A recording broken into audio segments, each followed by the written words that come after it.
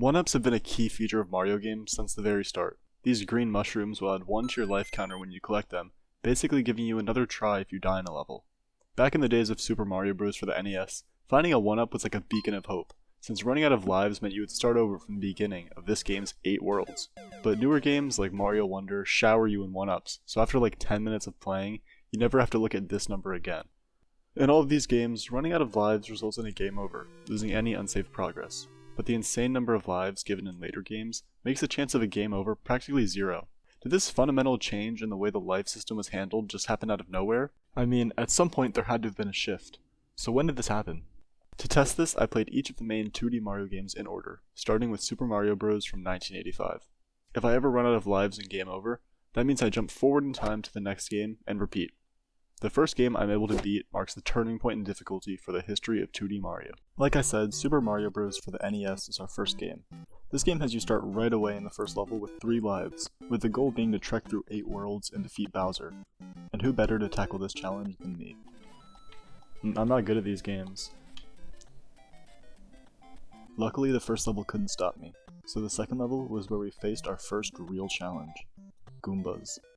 They slowed me down in the first level, but in this level, they're blue. Buzz.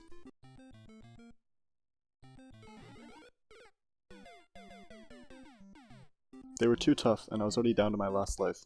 I knew with enough time they'd take me out, so if I have any chance of beating this game, I need to avoid as many enemies as possible. And luckily, the game lets me do that. With some careful navigation, I can run over top of the level to reach this area, housing 3 secret exits.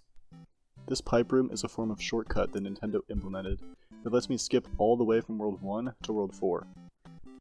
There's also a similar room in World 4 that skips directly to World 8.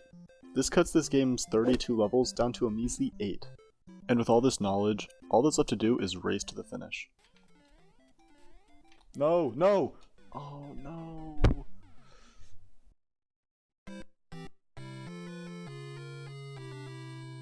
This is how it's gonna work. Game over means we close the game and boom. Super Mario Bros. 2. This game is different from the rest though. It wasn't actually intended to be a Mario game. See, when Super Mario Bros. 2 came out in Japan, they thought it would be too difficult for Americans, so Nintendo instead reskinned a different game to release in the US, Doki Doki Panic, made to look like Mario. That means we see Mario fighting some weird enemies, and he now has the ability to pick up and throw things if he stands on top of them. And I'll be honest, this throwing mechanic is pretty cool. It gives us this fun boss fight in the first level, and kills me in the second level. Oh, maybe I throw it?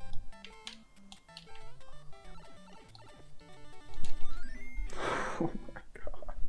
But now that I had a good handle on the movement and knew what I had to do... Okay, now that I knew what I had to do, I could fly the magic carpet across this gap. On the other side, something magical awaited me. My first 1-up. This brought my life counter from 1 to 2, but we had another issue. Something that could even rival the Goombas from before. I call it the Face. It chases me around this little room, flying around and going on and off the screen.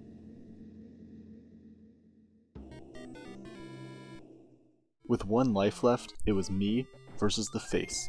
I had no way to kill it, so it was the time for skillful dodging, the time for incredible platforming, and the time for Mario Bros. 3. This game adds a few new things. For one, it added these new minigames that off-rip gave me 5 extra lives. And our starting life count is 5, not 3 anymore, so I basically start with 10 lives. And it also added new power-ups like the leaf. Okay, now we can fly. No, no, no, no, no, no. Oh, we have to click it. Yet again, we're tasked with making the perilous journey through this game's 8 different worlds to save the princess. In the first world, we also need to save the king, who's been turned into a dog. But thankfully this game doesn't make that hard with this pathetic boss fight. World 2 is where we really need to worry though. Our biggest threat yet lurks just around the corner. Is it Dry Bones? Maybe. What about the Boo Thwomp combo? Kinda scary, but no. What about Dead Ends? Closer. We're getting closer.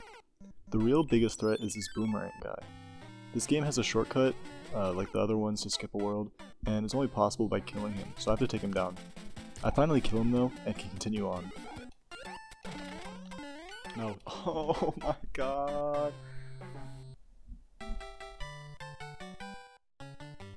Okay, this means it's Super Mario World time. A very nice looking game that started me out with some easy 1-ups. Nothing about this game is too different until we reach Donut Plains 1. This level breaks this game wide open, with this game's premier power-up, the Cape. Much like the Leaf, it allows Mario to fly through the air, but unlike the Leaf, we can use it to gradually gain height, meaning we can theoretically fly forever. Also, if Mario runs fast enough, he can fly straight to the top of the stage. Since this makes so many different parts of the stage accessible, this game is riddled with secret exits. The first important one requires us to simply fly up, grab the key, and we're done. This next secret exit is crucial though. We have to use this P-switch, and then use a cape to fly up, and enter this door which is on a timer. I honestly have no idea how anyone is meant to just stumble across this playing the game normally, but whatever. And after beating King Boo, we unlock something huge. This game's form of a shortcut called Star World, a collection of 5 levels, each requiring a secret exit to advance. Here's the problem though. A lot of these secret exits, like the last ones, require the cape. This is a problem since it's only available in Donut Plains 1 so far. So every time we die, or take damage, we have to go back to Donut Plains 1, beat it, and return with the cape. The first 3 levels here are pretty simple, with the hardest one being this level, because the hitbox for Lakitu is kinda weird, but the 4th level is where it gets serious. Normally this game has castles where you can unlock these different colored blocks, so these currently missing red and green outlines would eventually be turned into solid blocks, meaning I could run on them, but unfortunately I don't know how to do that. So instead, I decided to use the cape, and nearly got it on my first try by just flying under the level. No! See, flying with the cape is as simple as keeping rhythm, but right at the last moment, I dropped the rhythm and was too low to reach the exit. At this point my lives were starting to run short too, with only 5 left on the counter. By now though, I was determined to get this, especially after I bumped it with Mario's head and saw the key pop out. But the strategy was risky, and I was quickly down to my last life. I needed to make this one count.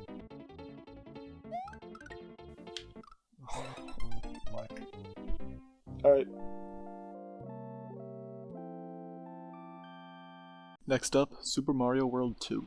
And I gotta say, what a pretty game. Such a unique art style, great music, and this. Yeah, that's definitely not gonna get annoying. The way damage in this game works is very different from other games.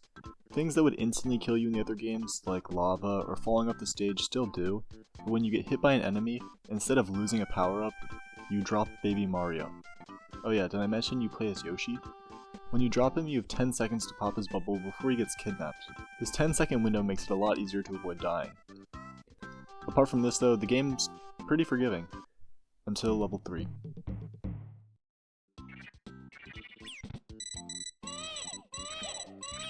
No. No.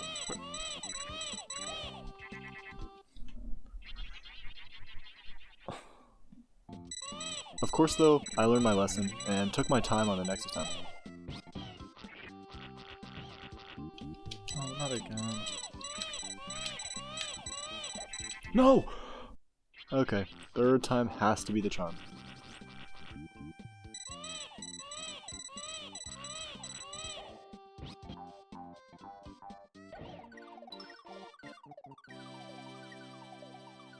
With this, I made my way to level 4, this game's first castle.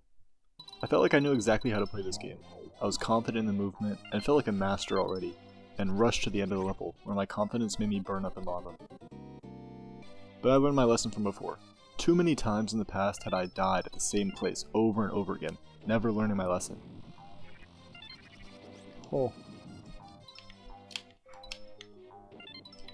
No. Please. No. Yeah, this game doesn't have a life counter in the corner of the screen, so I thought I was doing pretty good, and just got a game over out of nowhere. But all that means is New Super Mario Bros. DS.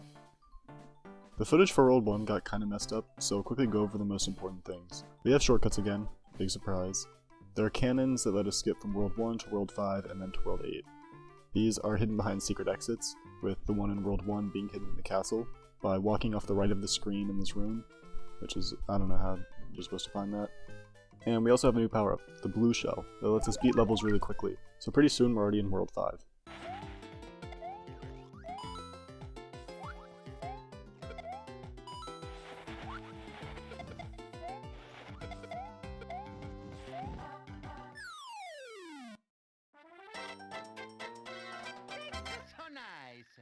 This world has two important skips that let us quickly get to World 8. The first one has us use this Piranha Plant pipe, letting us skip nearly half of World 5. Then, once we reach the Boo House, we have to utilize this game's second new power-up, the Mini Mushroom. When you have this power-up, you can jump way higher, allowing the game's speedrun to look something like this. So naturally, I tried to do the same. Luckily there's an easier way to do this, using the vine, and soon I'm moving on to the cannon to World 8.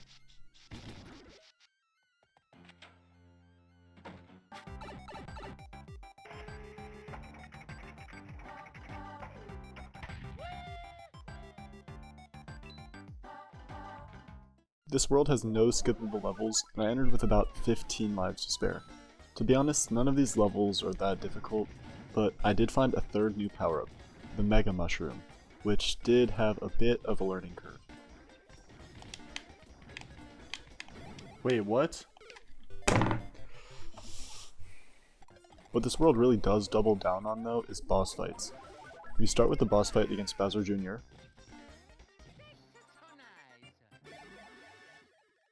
Later he comes back for vengeance with Dry Bones Bowser.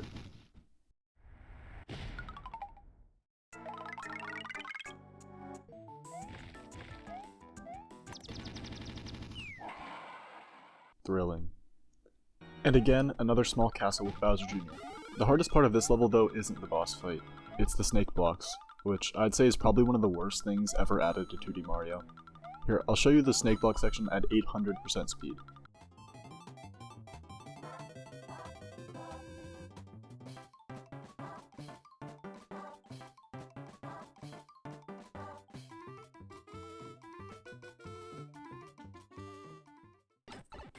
At least we never have to do it again once we beat the boss. You little... Why? Why? Why?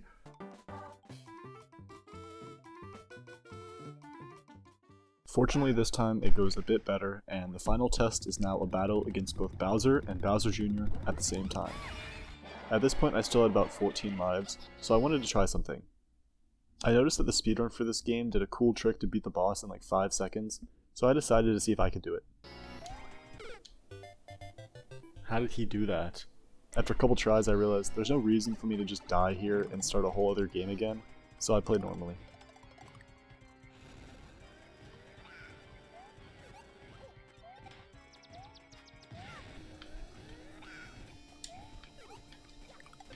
I'm so sick of you. Jump, please jump.